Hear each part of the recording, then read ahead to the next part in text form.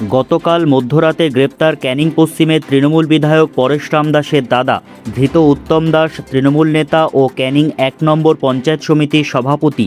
চৌঠা মে বিজেপির বিজয় মিছিলে চলা গুলিতে আহত হন এক বিজেপি কর্মী। সেই ঘটনায় মদত দেওয়ার অভিযোগ উত্তম দাসের বিরুদ্ধে।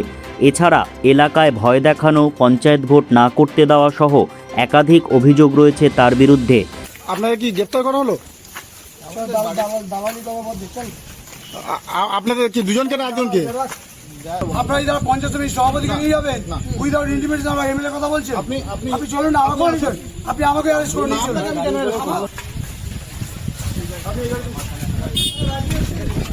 গ্রেপ্তার প্রসঙ্গে বিজেপি নেতা প্রশান্ত বায়েনের সঙ্গে যোগাযোগ করলে তিনি আমাদেরকে জানান, গতকাল রাত্রে ক্যানিং পশ্চিমে পরেশ দাসের দাদা উত্তম দাস গ্রেপ্তার হয়েছেন।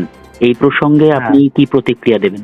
দেখুন, এ প্রসঙ্গে প্রতিক্রিয়া বলতে এখানে যেটা গ্রেপ্তার হয়েছে, উনি বিগত দিনে যে সমস্ত সমস্যা তৈরি করেছিলেন, এই সমস্যা অনুযায়ী তার বিরুদ্ধে যে আইনের জায়গাগুলো ছিল সেই হিসাবে তিনি গ্রেপ্তার হয়েছেন।